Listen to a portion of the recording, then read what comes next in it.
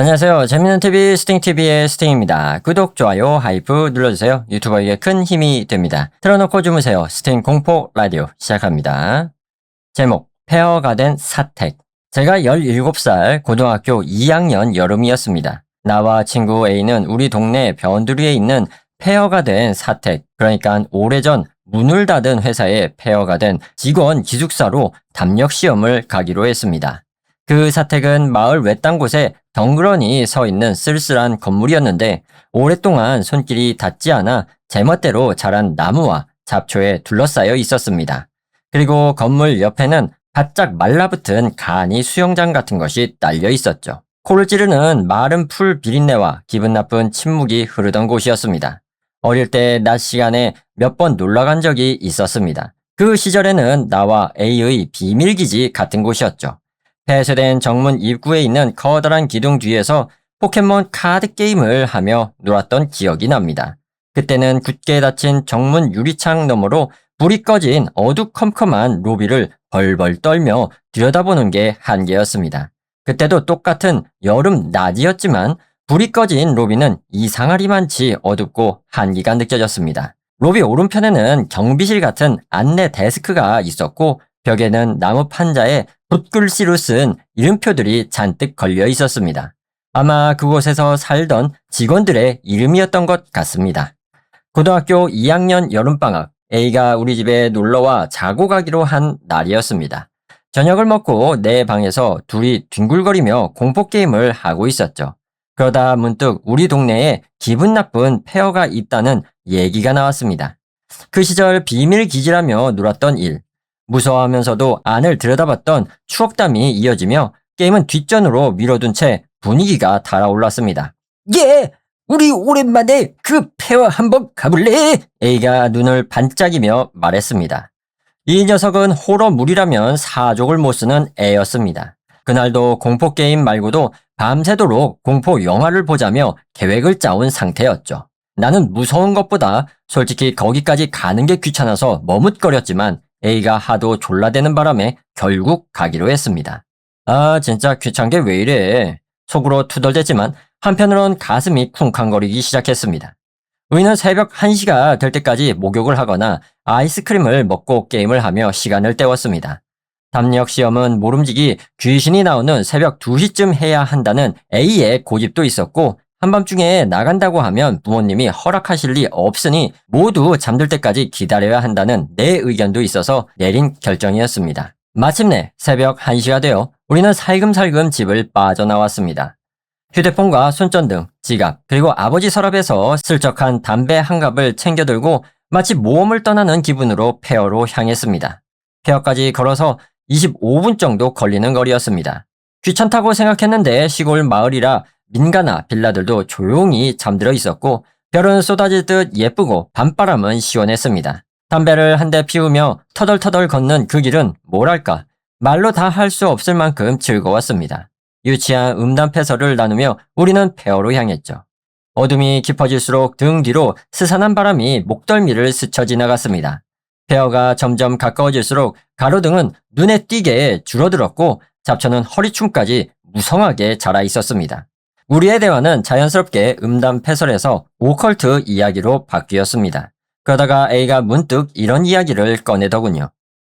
너 저 폐허가 원래 뭐하던 건물이었는지 알아? 글쎄, 그냥 어떤 회사 사택 아니었어? 상식적으로 직원 기숙사에 수영장이 딸려있다는 게 말이 되냐? 듣고 보니 그랬습니다. 그 폐허에는 분명 수영장처럼 생긴 시설이 있었죠. 기숙사에 수영장이라니 확실히 들어본 적 없는 구조였습니다. 나 예전에 우리 할머니한테 들은 건데 저거 수영장이 아니라 거대한 저수조였대. 아, 그래? 저 기숙사 사람들은 저 수조 물을 끌어다 생활용수로 썼다는 거야. 대박이네. 그런데 어느 날 갑자기 저 사택 사람들이 차례차례 집단 중독 증세를 보이면서 죽어나가는 사건이 터졌대. 뭐? 진짜로? 원인은 바로 저 물탱크였어. 알고 보니 저 물탱크 안에 콜레라인지 무언지에 감염된 여자의 시체가 가라앉아 있었더라고. 더러워. 그 사건 직후에 저수조랑 사택은 바로 폐쇄됐고 그대로 폐허가 됐다는 얘기야. 참나. 근데 이상한 건 말이지. 아무리 오염된 물을 썼다고 해도 사람이 그렇게 줄줄이 죽을 수 있나 싶단 말이야. 나는 그냥 반쯤 흘려들었습니다. 이 동네에서 태어나 자라면서 그런 끔찍한 사건은 들어본 적이 없었기 때문이죠. 오커트를 좋아하는 손자를 위해 A의 할머니가 지어낸 옛날 이야기일 거라고 생각했습니다. 하지만 A의 가라앉은 목소리 때문이었을까요? 갑자기 주변의 공기가 얼어붙듯 차가워지며 발뚝에 소름이 쫙 돋았습니다. 설명할 수 없는 불쾌한 기분이 나를 휘감았습니다. 보인다! A의 목소리에 고개를 들어보니 우거진 나무 사이로 문제의 폐허가 모습을 드러냈습니다. 가로등은 없었지만 별빛과 어둠에 익숙해진 눈 덕분에 그을린 회색 건물의 윤곽이 또렷하게 보였습니다. 당연한 얘기지만 어릴 때 보았던 것보다 훨씬 노후화되어 벽면 곳곳에 쩍쩍 금이가 있었죠. 정면에는 우리가 놀았던 정문 입구에 낡은 유리창이 먼지를 뒤집어 쓴 채 서 있었습니다. 그리고 건물의 왼편 바로 그 저수조가 있었습니다. 저수조는 콘크리트 구조물 위에 덩그러니 놓여 있었고 주변은 철조망으로 엄격하게 둘러싸여 있었습니다. 야, 저수조부터 보러 가자. A는 신이 나서 저수조 쪽으로 성큼성큼 걸어갔습니다. 나는 무거운 발걸음으로 녀석의 뒤를 따랐지만 방금 들은 이야기 때문인지 기분 나쁜 예감이 가시지 않아 전혀 내키지 않았습니다. 철조망 너머로 저수조 안을 들여다보았습니다. 겉보기엔 영락없는 수영장이었습니다. 바닥은 원래 파란색 방수 페인트나 천 같은 걸로 덮여 있었던 모양인데 지금은 빛이 바라고 그을려 있었습니다. 물은 한 방울도 없이 바짝 말라붙어 있었고 갈라진 바닥 틈새로 잡초들이 삐죽삐죽 자라나 있었죠. 그 마른 잡초들이 바람에 스스 하고 쓸리는 소리가 마치 무언가 기어다니는 것 같아 온몸이 섬뜩했습니다. 에이, 아무것도 없네. 손전등으로 안을 한 바퀴 비추던 A는 이번에는 빛을 올려 사택 건물 쪽을 비추었습니다. 떼! A가 갑자기 비명을 지르며 황급히 손전등을 아래로 내렸습니다. 왜 그래? 뭔데? 방금 2층 창문에서 뭔가 움직였어. 거짓말하지 마. 나는 침을 꿀꺽 삼키며 A의 손전등을 빼앗아 2층 창문을 향해 천천히 빛을 올렸습니다. 창문들이 규칙적으로 배열되어 있었고 내부 복도가 보였습니다. 복도를 따라 나무문들이 나란히 늘어서 있었는데 아마 직원들이 쓰던 방인 것 같았습니다. 아무것도 없잖아. 아니라니까, 진짜라니까. 쓱 하고 누군가 지나갔단 말이야. 우리 말고 또 담력 시험 온 애들이 있나 보지. 야, 근데 여기 안에 들어갈 수 있나? 어디 창문이라도 열렸겠지. 대박, 찾아보자. 제발 그냥 집에 가자 라는 말이 목구멍까지 차올랐지만 혼자 신난 A의 뒤를 마지못해 따라갈 수밖에 없었습니다. 정문은 역시나 자물쇠로 굳게 잠겨 있었습니다. 1층 창문들을 닥치는 대로 흔들어 보았지만 모두 잠겨 있었죠. 하지만 건물 뒤편으로 돌아가니 3층까지 이어지는 철제 야외 비상계단이 보였습니다. 계단 입구에는 윤형 철조망과 출입 금지 표지판이 걸려 있었지만 철조망은 이미 빨갛게 녹슬어 바닥으로 축 늘어져 있어 쉽게 넘어갈 수 있는 상태였습니다. A는 이거다! 외치며 의기양양하게 철선을 넘어 계단을 밟았습니다. 순간 계단에서 씩 하는 불길한 쇠 긁는 소리가 사방으로 퍼졌습니다. 나는 이 안으로 들어가면 안 된다는 말로 표현할 수 없는 강한 거부감이 들었지만 친구를 혼자 보낼 수 없어 억지로 발을 옮겼습니다. 야외 계단은 너무 낡아서 밟을 때마다 삐거덕거리며 당장이라도 무너질 것 같았습니다. 겨우 2층 문 앞까지 올라갔지만 문은 잠겨 있었고 우리는 결국 3층으로 향했습니다. 3층 비상구 문은 다행히 유리창이 깨져 있었습니다. 그 깨진 틈새로 손을 집어넣으니 안쪽 잠금 장치를 열 수 있었죠. 거봐, 다른 놈들도 다 이렇게 들어간 거라니까. A가 씩 웃으며 문을 열었습니다. 자물쇠가 원래 풀려 있었던 걸로 보면 A의 말이 맞는 것 같았습니다. 아니면 커플들이 몰래 데이트하러 오는 명소일지도 모르지. 매사 낙탄적이었던 녀석이었지만 나는 묘한 이질감을 느끼고 있었습니다. 이 유리창은 최근에 깨진 게 아니었습니다. 바닥에 흩어진 파편들은 이미 먼지를 뒤집어 쓴 채 잘게 부셔져 있었고 문 안쪽은 비바람과 낙엽이 들이쳐 오랫동안 방치된 상태였습니다. 예, 이것 좀 봐. A가 가리킨 방향을 보니 일자로 길게 뻗은 복도 왼편으로 나무 문이 달린 방 5개가 보였습니다. 오른편은 창문 5개가 나란히 있었고 복도 끝에는 아래로 내려가는 내부 계단이 보였죠. 일단 방 하나씩 털어볼게. 꼭 그래야겠냐? A의 얼굴도 이 음산한 분위기 앞에서는 조금 굳어 있었습니다. 건물 내부는 썩은 나무 냄새와 눅눅한 곰팡이 냄새로 가득 차 있었고 물을 끼얹은 듯 정적이 흐르고 있었습니다. 우리는 첫 번째 방부터 차례대로 문을 열었습니다. 문을 열어보니 평범한 기숙사 방이었습니다. 정면에 베란다로 나가는 큰 창문이 있었고 우측에는 붙박이 나무 침대, 좌측에는 쓸데없이 커다란 옷장이 전부인 단순한 구조였죠. 폐허라고 하지만 가구나 짐은 거의 없었고 벌레 한 마리도 보이지 않을 정도로 텅 비어 있었습니다. 3층의 모든 방이 다 똑같았습니다. 옷장 안에 거울이 붙어 있거나 침대 위에 썩어가는 매트리스가 뒹구는 방도 있었지만 특별히 눈에 띄는 것은 없었습니다. 우리는 문제의 2층으로 내려갔습니다. 아까 A가 인기척을 느꼈다고 한 층인 만큼 우리 둘 다 입을 꾹 다물었고 팽팽한 긴장감이 감돌았습니다. 3층과 2층 사이에 계단에는 간이 화장실과 함께 커다란 거울이 붙어 있었는데 마치 학교 복도 같은 느낌을 주었습니다. 2층 복도 역시 3층과 거의 구조가 같았습니다. 사람의 기척은 전혀 느껴지지 않았죠. 우리는 다시 한 방씩 문을 열어 젖히기 시작했습니다. 그러다 앞에서 네 번째 방에 다다랐을 때 기묘한 이질감이 들었습니다. 문고리 모양이 달랐던 것입니다. 다른 방들은 흔히 볼 수 있는 원통형 밋밋한 손잡이였는데 이 방만 유독 옛날 서양식 건물에나 있을 법한 타원형의 문양조각이 새겨진 레트로풍 손잡이였습니다. 손잡이를 잡고 우측으로 돌리자 철컥 하는 소리와 함께 문이 열렸습니다. 이 하고 메마른 마찰음이 울리며 열린 방 안에는 놀랍게도 누군가 살았던 흔적이 고스란히 남아 있었습니다. 침대 위에는 매트리스와 함께 찌든 때가 꼬질꼬질한 시트가 깔려 있었고 옆은 얇은 이불 같은 것이 둥그렇게 말려 있었습니다. 활짝 열린 옷장 안에는 철사 옷걸이가 달랑거리고 있었고 더러운 티셔츠와 낡은 가디건 두세 벌이 걸려 있었죠. 우리는 서로를 바라보며 마른 침을 삼켰습니다. 누가 여기 살고 있는 건가? A가 내 귀에 대고 속삭였습니다. 노숙자가 아닐까? 나 역시 목소리를 죽였습니다. 노숙자라는 측측은 꽤 설득력이 있었습니다. 이 시골 마을에서 노숙자를 본 적은 없었지만 어쩌면 이런 폐허에 숨어 살기 때문에 보이지 않았던 걸지도 모르니까요. 침대 안쪽에 어떤 책들이 쌓여 있는 것을 발견한 A가 문을 살짝 열어둔 채 방 안으로 걸어 들어갔습니다. 나는 당연히 야한 잡지 같은 거겠지 하고 생각했는데 아니었습니다. 그것들은 아주 오래된 옛날 책들이었습니다. 글씨체나 사전에 인쇄된 그림들이 전부 엄청난 세월을 느끼게 했습니다. 그런데 그건 옛것이 주는 아련함이 아니라 오금이 저릴 정도의 불쾌감이었습니다. 마치 일제강점기 시절의 문물에서 느껴질 법한 기괴하고 음산한 기운이 풍겼습니다.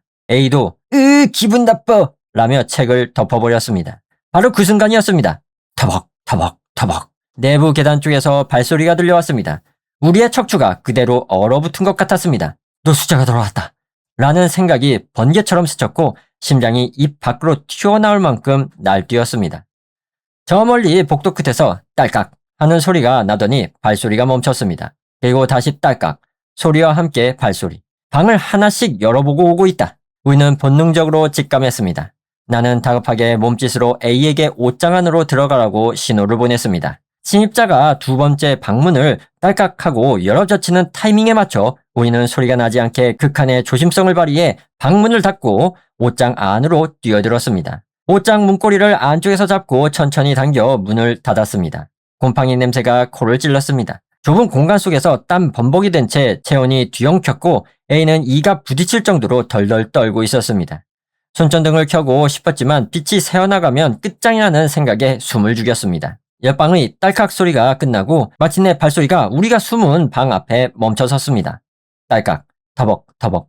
발소리가 방 안으로 들어왔습니다. 그리고 방 한가운데쯤에서 발소리가 뚝 끊겼습니다. 동시에 침입자가 낮게 웅얼거리는 소리가 들렸습니다. 나는 옷장 문에 귀를 바짝 갖다 댔습니다. 훈련이다. 남자의 목소리였습니다. 그 남자는 음침하게 혼잣말로 훈련이다라는 말을 무한히 반복하고 있었습니다. 발소리는 이윽고 방을 나가 2층의 마지막 방으로 향했고 다시 복도를 걸어가더니 완전히 사라졌습니다. 옷장 속에 갇혀있던 시간은 고작 10분 남짓이었을 겁니다. 하지만 우리에게는 몇 시간처럼 길게 느껴졌죠.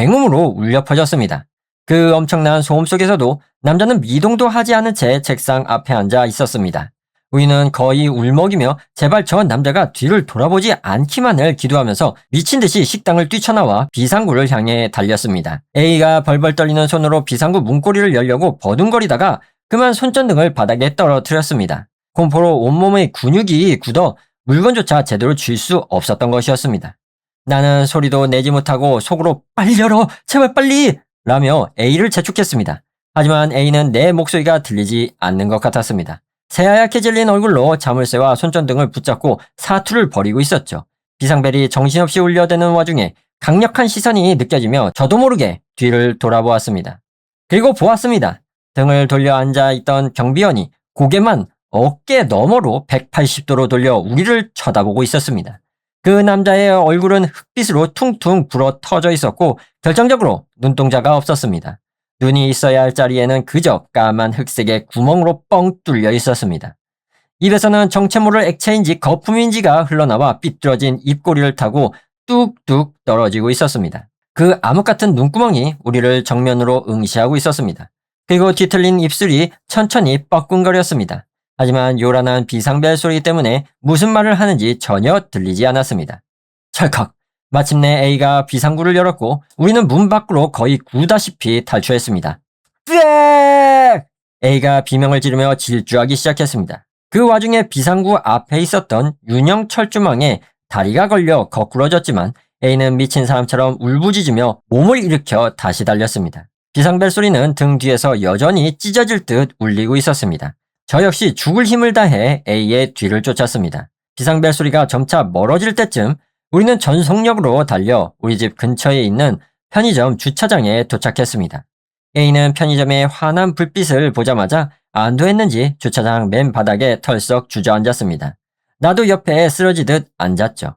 한참 동안 거친 숨을 고르고 있는데 A가 느닷없이 아파 하며 다리를 붙잡았습니다. 자세히 보니 다리에 윤형 철조망에 긁힌 듯한 깊은 상처가 길게 나 있었고 피가 울컥울컥 쏟아지고 있었습니다. 야, 피가 왜 이렇게 많이 나? 괜찮아? 진짜 겁나 아파. 아까 넘어질 때 다쳤나봐. 내가 편의점에 가서 붕대랑 약 좀 사올 테니까 기다려. 미안하다. 아, 괜찮아. 금방 올게. 집에 가서 치료해도 됐지만 피가 멈추지 않아 당장 조치를 취해야 할 것 같았습니다. 편의점으로 들어가 구급상자와 소독약, 붕대를 고르고 목이 타들어가는 것 같아 음료수 2병을 샀습니다. 계산을 하면서 받기 걱정돼서 주차장 쪽을 힐끗 보았는데 주차장에 주저앉아 있는 A의 바로 앞에 웬 여자가 서 있었습니다. A의 얼굴을 바로 앞까지 상체를 숙여 안을 들여다보듯 서 있는 자세였습니다. 머리가 아주 길어서 얼굴은 잘 보이지 않았죠. 뭐지? 동네 누나가 걱정돼서 말 걸어주는 건가? 나는 서둘러 계산을 마치고 편의점 문을 열고 나갔습니다. 그런데 어라? 그곳에는 A 혼자뿐이었습니다. 야, 아까 그 누나는 어디 갔어? 무슨 누나? 방금 네 옆에서 하얀 옷 입고 너 들여다보던 사람 말이야. 장난하지 마, 진짜 이 새끼야. 너 왜 그래, 진짜 이 새끼야. A는 눈을 동그랗게 뜨더니 다시 온몸을 덜덜 떨기 시작했습니다. 그 모습을 보는 순간 내 등줄기에도 소름이 끼치는 한기가 스쳤습니다. 주차장에는 처음부터 아무것도 없었던 것입니다. 나는 아무 말 없이 A에게 음료수를 건넸습니다. A는 떨리는 손으로 음료를 받아 거의 단숨에 절반을 비워냈습니다. 나는 묵묵히 A의 다리에 소독약을 붓고 편의점 알바생이 챙겨준 물티슈로 상처 주변의 피를 닦아주었습니다. 야, 아까 한참 동안 사색이 되어 입을 다물고 있던 A가 겨우 입을 열었습니다. 어? 아까 네가 봤던 그 여자 머리 엄청 길었어? 길었어. 있잖아. 우리 비상구로 탈출해서 저수조 옆을 미친 듯이 뛰어갈 때 말이야. A가 울음 섞인 거친 목소리로 말을 이어갔습니다.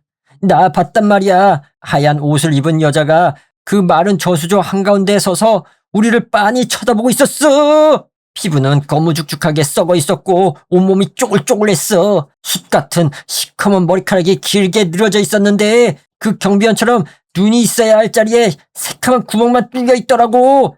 그 구멍으로 우리를 끝까지 쳐다보고 있었어. A는 얼굴을 감싸쥐고 엉엉 울기 시작했습니다. 그렇다면 방금 편의점 앞에서 A를 들여다보고 있었던 건 바로 그 저수조의 여자였던 걸까요? 우리는 기숙사에서 그 존재를 집까지 달고 온 걸까요? 나는 아무 말도 할 수 없었습니다. A는 여자를 보았고 나는 남자를 보았습니다. 그리고 그 두 존재 모두 우리를 명확하게 인지하고 노려보고 있었습니다. 나는 서둘러 A를 부축해 일으켰습니다. 당장 집으로 돌아가 불을 다 켜놓고 잠들고 싶을 뿐이었습니다. 나는 A에게 집에 가면 소금을 아끼지 말고 몸에 뿌리자라고 했습니다. A는 고개를 끄덕이며 눈물 콧물로 범벅이 된 채 걸었습니다. 집에 도착하자마자 우리는 현관에서 서로에게 소금을 들이부었습니다. 어떤 무속적인 규칙 같은 건 몰랐기에 그저 무서워서 마트에 파는 붉은 소금 한 포대를 통째로 다 썼습니다.